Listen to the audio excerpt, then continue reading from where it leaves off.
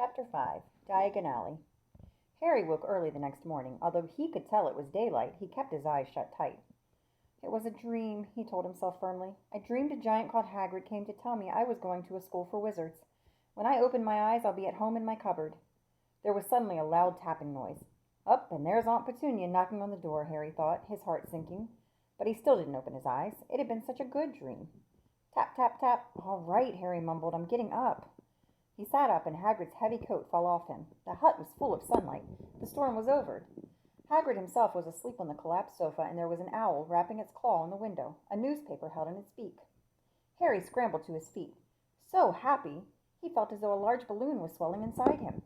He went straight to the window and jerked it open. The owl swooped in and dropped the newspaper on top of Hagrid, who didn't wake up. The owl then fluttered onto the floor and began to attack Hagrid's coat. Don't do that! Harry tried to wave the owl out of the way, but it snapped its beak fiercely at him and carried on savaging the coat. Hagrid, said Harry loudly, there's an owl. Pay him, Hagrid grunted into the sofa. What? He wants paying for delivering the paper. Look in the pockets. Hagrid's coat seemed to be made of nothing but pockets. Bunches of keys, slug pellets, balls of string, mint humbugs, tea bags. Finally, Harry pulled out a handful of strange-looking coins. Give him 5 newts, said Hagrid sleepily. Newts? The little bronze ones. Harry counted out 5 little bronze coins, and the owl held out its leg so he could put the money into a small leather pouch tied to it. Then it flew off through the open window. Hagrid yawned loudly, sat up, and stretched. Best be off, Harry. Lots to do today. Gotta get up to London and buy all your stuff for school. Harry was turning over the wizard coins and looking at them.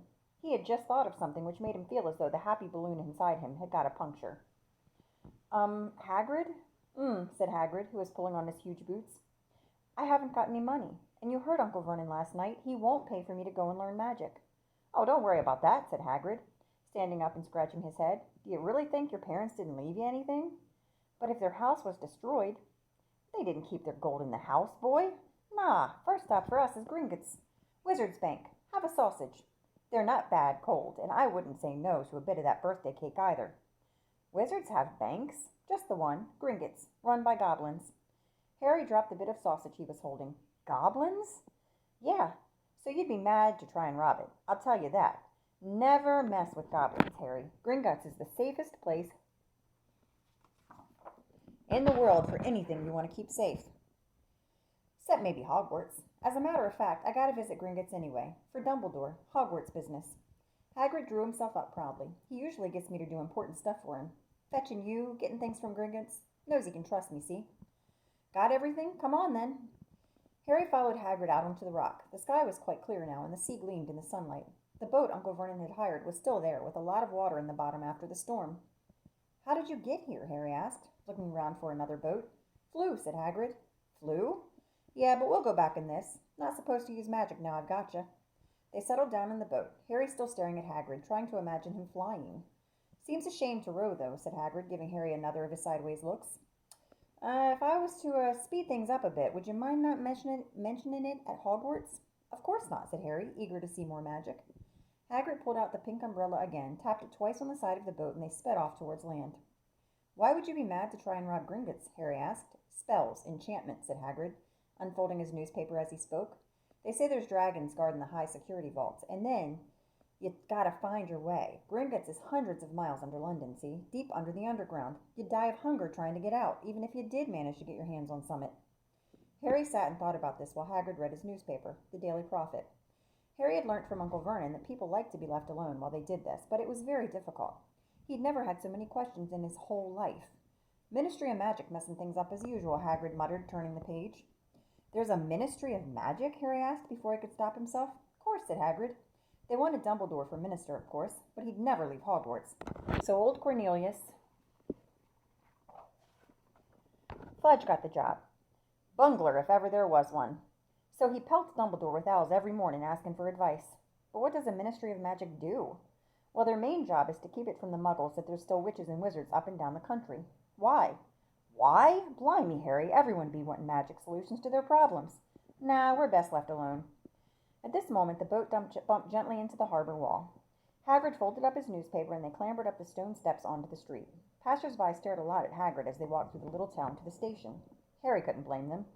Not only was Hagrid twice as tall as anyone else, he kept pointing at perfectly ordinary things like parking meters and saying loudly, See that, Harry? Things these muggles dream up, eh? Hagrid, said Harry, panting a bit as he ran to keep up. Did you say there are dragons at Gringotts? Well, so they say, said Hagrid. Crikey, I'd like a dragon. You'd like one? Wanted one ever since I was a kid. Here we go. They had reached the station. There was a train to London in 5 minutes' time. Hagrid, who didn't understand Muggle money as he called it, gave the notes to Harry so he could buy their tickets. People stared more than ever on the train. Hagrid took up 2 seats and sat knitting what looked like a canary yellow circus tent. Still got your letter, Harry? He asked as he counted stitches. Harry took the parchment envelope out of his pocket. Good, said Hagrid. There's a list there of everything you need. Harry unfolded a second piece of paper he hadn't noticed the night before and read, Hogwarts School of Witchcraft and Wizardry. Uniform? First-year students will require 3 sets of plain work robes, black. 1 plain pointed hat, black, for day wear. 1 pair of protective gloves, dragon hide or similar. 1 winter cloak, black, silver fastenings. Please note that all pupils' clothes should carry name tags. Set books. All students should have a copy of each of the following. The Standard Book of Spells, Grade 1, by Miranda Goshawk. A History of Magic, by Bathilda Bagshot. Magical Theory, by Adalbert Waffling. A Beginner's Guide to Transfiguration, by Emmerich Stitch. 1,000 Magical Herbs and Fungi, by Philida Spore. Magical Draughts and Potions, by Arsenius Jigger. Fantastic Beasts and Where to Find Them, by Newt Scamander. The Dark Forces, A Guide to Self-Protection, by Quentin Trimble. Other equipment. 1 wand, 1 cauldron, pewter, standard size 2, 1 set glass or crystal phials, 1 telescope, 1 set brass scales. Students may also bring an owl or a cat or a toad. Parents are reminded that first years are not allowed their own broomsticks. Can we buy all this in London? Harry wondered aloud. If you know where to go, said Hagrid. Harry had never been to London before. Although Hagrid seemed to know where he was going, he was obviously not used to getting there in an ordinary way. He got stuck in the ticket barrier on the underground and complained loudly that the seats were too small and the trains too slow. I don't know how the Muggles manage without magic, he said, as they climbed a broken-down escalator which led up to a bustling road lined with shops. Hagrid was so huge that he parted the crowd easily. All Harry had to do was keep close behind him. They passed bookshops and music stores, hamburger bars and cinemas, but nowhere that looked as if it could sell you a magic wand. This was just an ordinary street full of ordinary people. Could there really be piles of wizard gold buried miles beneath them? Were there really shops that sold spellbooks and broomsticks? Might this not all be some huge joke that the Dursleys had cooked up?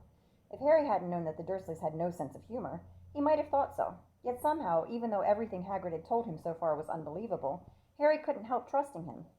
This is it, said Hagrid, coming to a halt. The Leaky Cauldron. It's a famous place. It was a tiny, grubby-looking pub. If Hagrid hadn't pointed it out, Harry wouldn't have noticed it was there. The people hurrying by didn't glance at it. Their eyes slid from the big bookshop on one side to the record shop on the other, as if they couldn't see the Leaky Cauldron at all. In fact, Harry had the most peculiar feeling that only he and Hagrid could see it. Before he could mention this, Hagrid had steered him inside.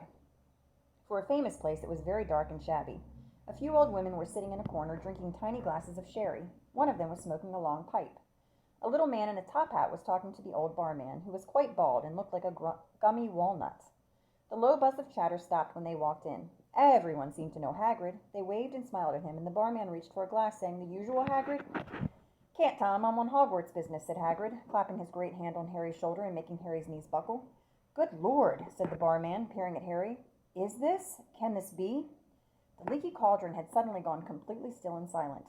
"Bless my soul," whispered the old barman. "Harry Potter, what an honor!"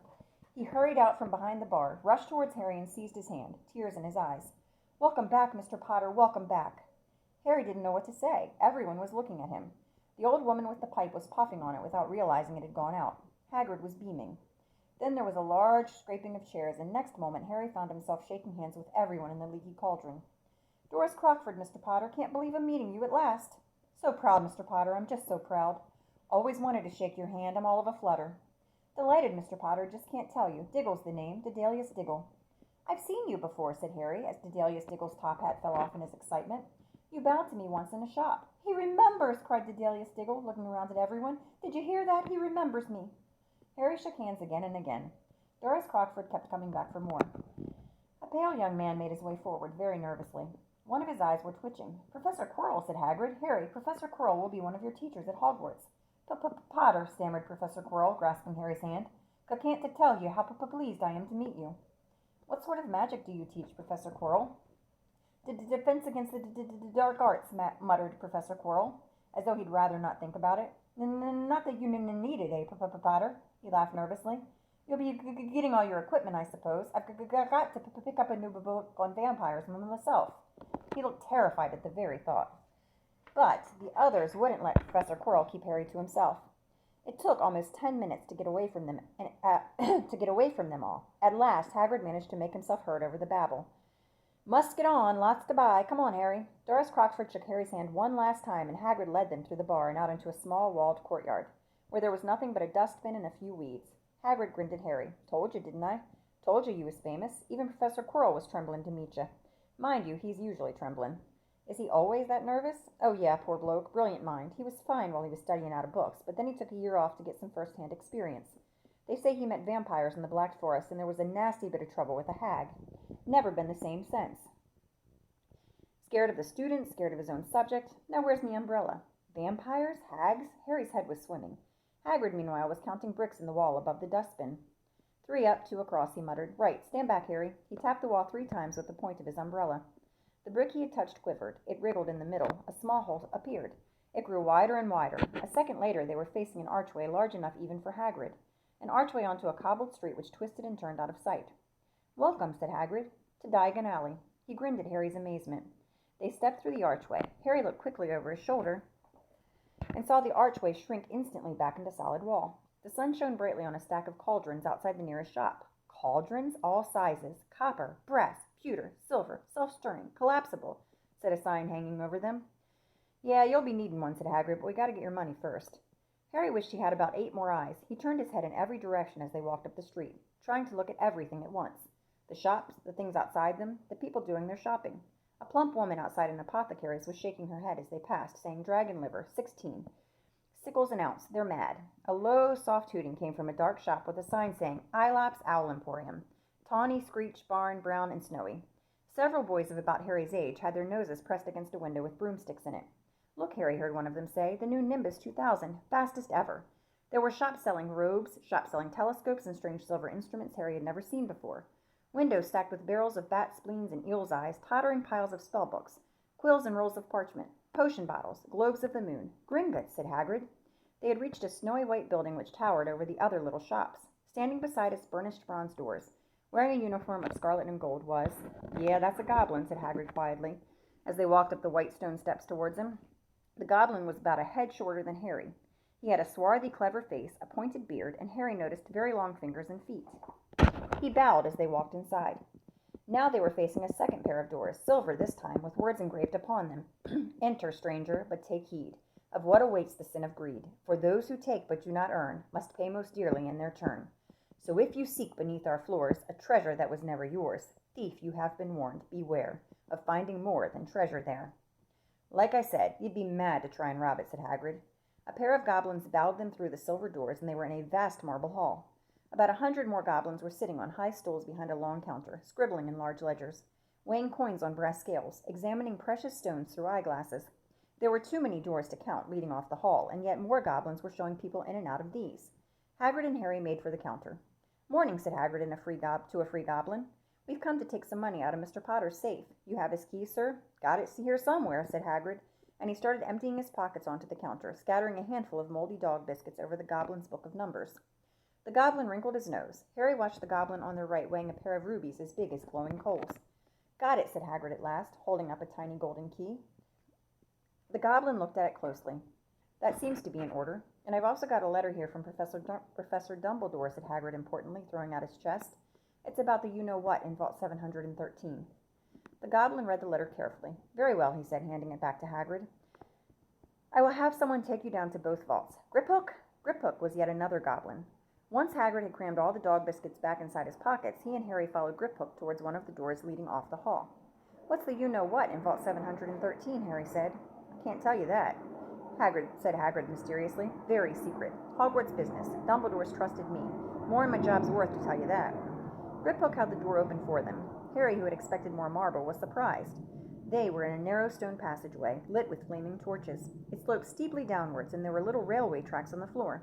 Griphook whistled, and a small cart came hurtling up the tracks towards them. They climbed in, Hagrid with some difficulty, and were off. At first they just hurtled through a maze of twisting passages. Harry tried to remember left, right, left, and middle fork, right, left, but it was impossible. The rattling cart seemed to know its own way, because Griphook wasn't steering. Harry's eyes stung as the cold air rushed past them, but he kept them wide open. Once he thought he saw a burst of fire at the end of a passage and twisted around to see if it was a dragon, but too late. They plunged even deeper, passing an underground lake where huge stalactites and stalagmites grew from the ceiling and floor. I never know, Harry called to Hagrid over the noise of the cart. What's the difference between a stalagmite and a stalactite?